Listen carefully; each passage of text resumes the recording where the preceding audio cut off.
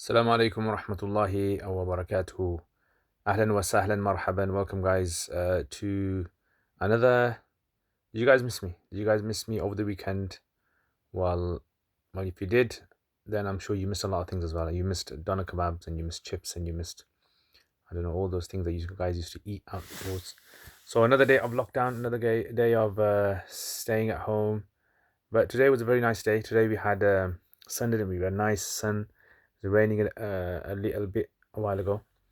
But the sun today, alhamdulillah, makes it very nice. So if you've got a garden, then you can go outside into your garden and you can just enjoy a bit of the sun. And if you don't have a garden, then you can probably just sit next to the window like my cat does and just look outside, look at the cars passing by, or just look at anything else you want to look at. Now, Boris Johnson is in hospital. Now, it's not a funny thing. Obviously, no one really wants to have any of their family members or friends in hospital, but just showed the severity of what's happening. Everyone is affected by this, and holidays have started, but unfortunately, everyone who kind of make plans that they were going to go places and they were going to go here or Umrah or abroad or even, you know, wherever, Airbnb or I don't know, just up the road to the park. Everyone is affected by this, even people who have to get their hair cut regularly. So me, I'm okay. I don't really get my hair cut regularly.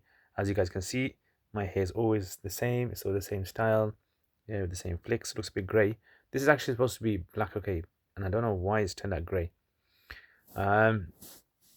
So one of the things that I wanted to mention is heat is coming now. It's getting very hot, and I'm sure most of the houses in the UK are not really equipped for hot weather, especially when it comes to things like heat waves. So when a heat wave is going to hit, we're going to have big problems. We won't be able to go out, or we can go out, but maybe we're going to be restricted in how far we can go, and we're going to be dehydrated, and all those other problems that people have in the summer are going to hit us. Now, in Pakistan, when it used to get hot, what did I used to do? What did we used to do? That's the question you guys are probably asking, aren't you? I'm sure Big Mo is asking this question as well. Yeah, with all of his loads of million questions that he has for me. Big Mo, this is one of the questions that you would probably have in your head. So I'll answer it anyway.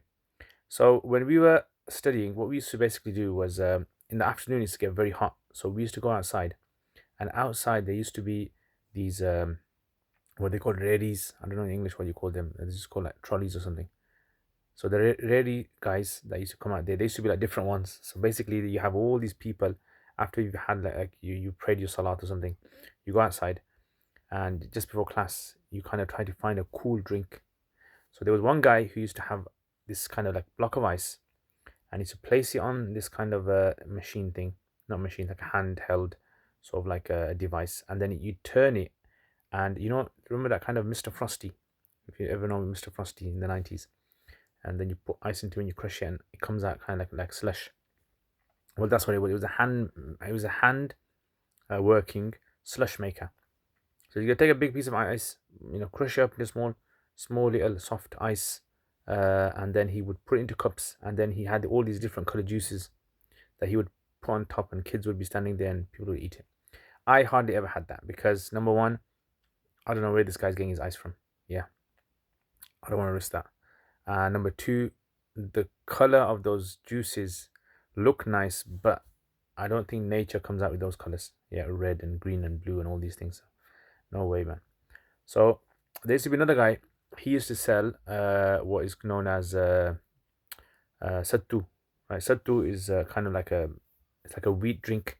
So wheat, basically, you get this kind of wheat, crushes up the wheat, and I think he cooks it or something on fire and bakes it or something, or roasts it, and then you get that, and then he has a drink he puts into a drink, and then he puts like some sugar or some gur in there. It's like a natural sort of sugar cane kind of sugar, and then he mixes that together. It's ice cold, freezing cold, and you drink that, and that's it, man. It's just like you have these ice brain freezes, like waves of them, and that just cools you down for the next few hours, like proper cool.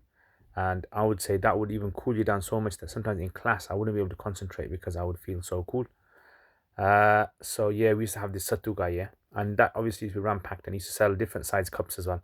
So it's like a pint kind of cup, it's kind of pint, those German kind of pint ones with a handle. Yeah, he had those ones, and then he had like a smaller one, so you had different size you could buy, They were about, like you're gonna pay something like 5 pence or something, 5, 10 pence. It wasn't that expensive. Then you had this other guy who would sell watermelon, yeah, watermelon juice. So it wasn't really fully watermelon juice. So he had a watermelon, breaks it up, and then he has cold water, and he puts Rui Afza in there. You guys know what Rui Afza is, yeah? If you know what Rui Afza is, put in the comments. And if you don't know what Rui Afza is, then also put in the comments as well. It's a bit like some kind of like a Ribena kind of sweet drink. And in Ramadan, a lot of Asian houses have it. And he's put that in there, cold, ice cold, freezing, nice, and it just tastes like wonderful. Again, that was very cooling as well, refreshing, cooling, cold. There was another lady that used to sell a lemon juice, right? Lemon. So it was like lemon and lime, and then it's like cool, and then ice in there as well. And anyway, these were some of the guys. And besides that, there was ice cream and all that kind of stuff being sold as well. So these were the kind of guys that we used to have and we used to drink. And it was coolest down. And it's something with, yeah, lassi as well. I forgot lassi. How can I forget lassi? Lassi was there all throughout the year anyway. So you could get this kind of cool lassi that you could drink. But all of these drinks that you drink, it doesn't matter what you drink. End of the day, the more you drink, the more you're gonna have to probably end up going to the toilet. So you got to be careful how much you're gonna drink as well. So let me know what you guys drink in the summer. What you guys have been drinking so far. Obviously halal stuff, nothing dodgy. Cooling, something to cool you down, and tell me what I can drink to cool myself down. So I've been taking black seed oil every morning with warm water. I've started that, and I'm also thinking, looking at any other sort of suggestions that you guys might have of what you guys drink. Besides that, I mean, it's just starting to kind of like get a bit hectic with all these kind of courses I'm trying to do. So I'm thinking about maybe doing the Quran ones again. I'm gonna start hopefully maybe tomorrow, or if not tomorrow, I'm gonna maybe start Wednesday. That Quran sort of reflections series, yeah. So keep your eye out for that. Inshallah, we're gonna continue from Surah Room, by the way. Um, oh yeah, by the way, it's sad to hear about all those that NHS nurse that died, yeah, in Warsaw. Do you guys hear about her? Yeah, she died. Sad that was, and also those Muslim doctors and all doctors who obviously die. Sad to see all of them go, but it's just scary, isn't it? Okay, S Khan says, and Drew Binsky, who's traveling the world, said Pakistan is the coolest place in the world. Yeah, I've checked out Drew Binsky. He's a cool guy. He is. Looks like a cool guy. Uh, okay, so trying to cuss me on my American accent, mashallah. Thank you very much. Right, I'm gonna have some more American accents coming up. Okay, Zara says, "Oh, negative blood." Oh yes, oh negative. Yeah, that's the one. Um, okay, who else? Going through all these comments. Yeah, so I asked you guys about Friday, how Fridays feel. So Zara says it is a very strange feeling. We have khutbah from the masjid and Eid and not having that feels odd with my nieces. I give them sweets, chocolates for Jum'ah. Yeah, that's a lot. I've heard a lot of people do that. So they know it's Jum'ah, and when they are older, hopefully they will make the connection of how sweet and blessed Jum'ah is. I read about the practice of pious predecessors used to give something sweet to the children in Jum'ah. Yeah, I've heard that as well. And in many Islamic countries, you find this as well. On Jummahs, they usually have like a day off or something, or they have biryani or something, or anything which is in Palestine the same as well. They all come to Masjid Aqsa. Okay. Any other any other comments? Let me just have a quick whiz through. Yeah. So I mean, it's interesting how the Sahaba radiallahu ta'ala anhum, how they lived their lives with all the problems that they had, all the wars that they had to go through, all the famine, all the hardships and difficulties. Uh, okay, S. Hussein says, Jazakumullah khair. I would like to hear more about your experiences in the UK, even just simple everyday experiences, how you overcome challenges and how you deal with people, etc. Never tried cider vinegar, but I did become fully vegan last year and have felt healthy since. I was watching yesterday's. Yeah, I mean, mashallah, Tahir has become very um, healthy. I was supposed to be healthy when I came down. Tahir gave me vegetable samosas, mashallah, which was not very good. Yeah, it was like an adab.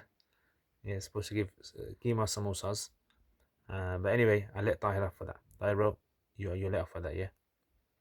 Um, so yeah, how do I overcome experience? I mean, it's I mean, I think everyone overcomes experiences in their own way. There's nothing like a specific way of how you.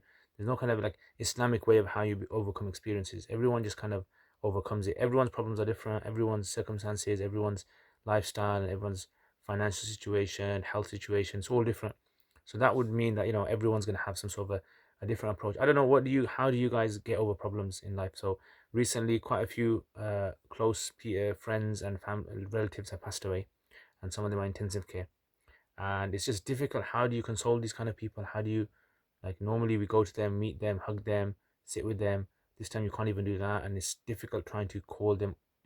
How do you call them? We're not even used to that kind of way of bereavement.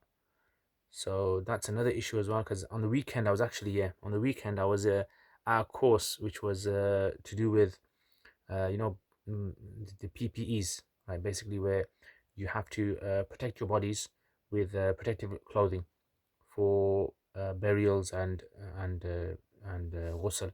So lots of people are dying, right? That's like a fact. There is a lot of Muslims are dying as well. And the sad thing is that there's not a lot of people who are able to wash their bodies. They don't know the rules for washing the body, and because it's like certain bodies can't be washed, and what do they do in that situation. So I was speaking to some of them over there, and the doctors were kind of like showing us how to put on those overalls, those kind of protective overalls with the masks, and you have to put double gloves on and double masks on and visors or even goggles. And then you have to kind of, like, the way you put it on, the way you take it off, you got to be very careful. They're teaching us that. They took about 20 minutes, 25 minutes just to teach us how to put on the gear. And then washing the body, obviously that's something which I knew from before, but this was like new circumstances where a lot of the bodies were like wrapped up. You can't open them, otherwise you might get infected. So it's a matter of, like, how do you deal with these bodies. Only a few people to the janaza. Some bodies, no one's coming forward to the janaza. So there's so many, like, problems that people are facing out there. Like, I was speaking to one guy, and he works with the funeral director, and he was saying we have to do the janazas ourselves because no family members are coming forward. So that's another sad situation. No family members are coming forward for whatever reason it is. And it's like a very sad situation that Muslims are going through at the moment. And we ask Allah to give us protection and to give us a death that would be pleasing to Allah, and that it doesn't cause grief for our families as well, or more than it should. But these kind of situations, what do you do in these kind of situations? So if you guys have been affected by this, put in the comments as well. I think the more people realize how widespread this problem is and how it's affecting people, I think the more we're gonna start to get closer and have some sort of understanding of unity as well. And like I said, Sahaba radiallahu anhum are the best people to look for when it came to the problems that society was facing, and how they overcame it. How the Prophet ﷺ lost his children, when he was alive, they died.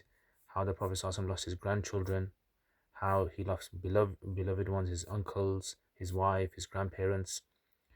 So many lessons that we can learn from their life. Just those aspects of the seerah of how they dealt with the loss. Because obviously it would have had a psychological impact on many of the Sahaba. But how they lost them and how they overcame them and how it made them stronger people as well. So anyway, guys, Jazakumullah khair. Hope you guys enjoyed this one. And let me know, inshallah, if you guys enjoyed this. And also, some of you guys saying the clothing is not good. It looks like I'm going for a shadi somewhere. So how come you don't like this clothing? Look at this. Look at the sandals there. Look at the trousers. Yeah, everything is just fitting. Yeah, look how wiggle there. So anyway, if you guys don't like it, I'm gonna change. I'm gonna try to find another outfit, or maybe change my outfits every day or other. I've been wearing this for the past, how long? Friday I changed it, didn't I?